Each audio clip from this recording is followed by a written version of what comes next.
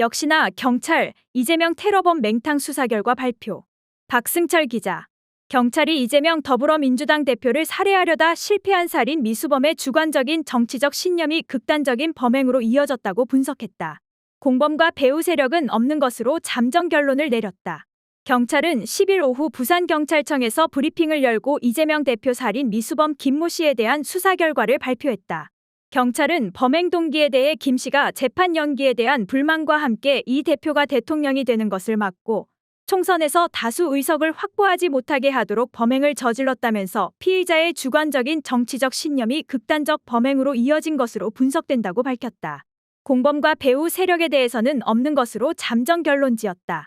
경찰은 피의자는 혼자 계획하고 범행했다고 진술했으나 압수물에 대한 디지털 포렌식과 통화 내역, 거래 계좌, 행적 수사를 통해 수집 증거물을 분석한 결과 피의자로부터 범행을 사전에 들어 알고 있었고 범행 이후 가족과 언론 매체 전달을 약속하고 실제 일부 행동에 옮겼던 조력자 70대 남성 1명을 방조범으로 검거했다면서 다만 범행을 공모한 공동정범이나 교사한 배후 세력은 현재까지는 없는 것으로 확인된다고 밝혔다.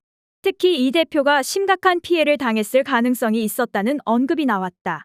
경찰은 흉기가 와이셔츠 옷깃을 뚫고 들어가면서 피해자가 뇌경정맥 손상을 입었으며 바로 피부에 닿았다면 심각한 피해를 당하였을 것으로 예상됐다고 밝혔다.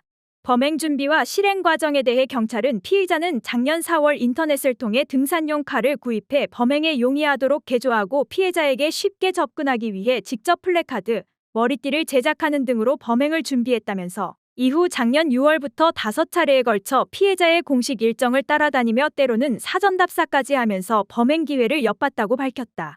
경찰은 사건 직후 경찰청장 지시로 68명 규모의 수사본부를 설치하고 지금까지 40여 명의 참고인 조사, 피의자의 주거지, 사무실, 압수수색과 함께 피의자 행적, 통화기록, 거래 계좌 등에 대해서도 광범위하고 다각적인 수사를 진행했다면서 피의자를 살인미수 혐의로 구속 송치하고 70대 남성 B씨는 살인미수 방조범으로 불구속 송치했다고 밝혔다.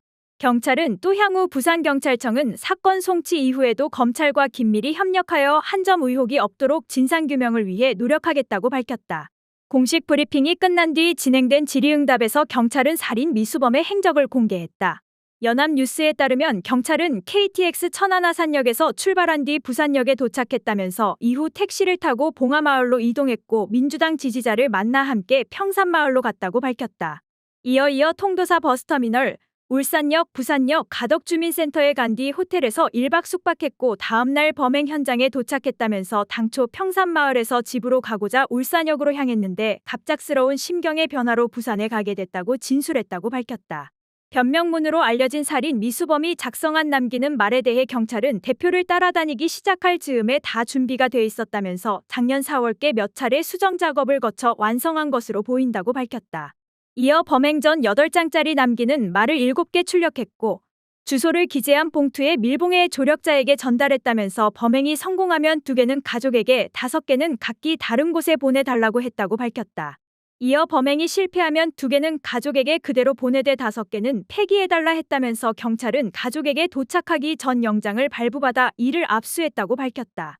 경찰에 따르면 김모 씨는 주로 보수 성향 유튜브를 시청했고 사이코패스 진단 범위는 정상으로 나왔으며 정신질환에 해당할 만한 이상 징후는 없었다. 경찰은 처음에는 진술도 안 하고 비협조적이었지만 송치될 즈음에는 반성하고 있었다고 밝혔다. 경찰이 살인미수범 김모 씨를 검찰에 송치했지만 수사가 부실했다는 비판도 제기되고 있다. 사건 하루 전 봉하마을에서 평산마을로 김 씨와 차를 타고 함께 갔던 A 씨는 오마이뉴스와의 인터뷰에서 3일 이 사실을 경찰에 제보했다고 밝혔다. A 씨에 따르면 경찰은 이 차량 주인에게 6일 연락했고 차량 주인 외에 다른 동승자도 7일 경찰 조사를 받았다. A 씨에게도 경찰이 전화해 17분가량 통화하면서 진술했다고 했다. A씨는 인터뷰에서 경찰이 적극적으로 수사한다는 느낌은 들지 않았다고 말했다. 경찰이 참고인 40여 명을 조사했다고 하지만 A씨처럼 전화 통화만으로 조사를 마치거나 간단한 소환 조사만 했다면 실체적 진실에 다가가기는 어려울 수 있다. 만약 공범이 있다면 이러한 조사에서 곧바로 내가 공범이다라고 밝힐 가능성이 낮기 때문이다. 경찰도 이날 브리핑에서 공범과 배후 세력이 없다고 하면서 현재까지라는 단서를 달았다. 홍익표 더불어민주당 원내대표가 9일 특검과 국정조사 가능성을 언급한 만큼 향후 민주당이 국정조사를 추진할 가능성이 상당한 것으로 보인다.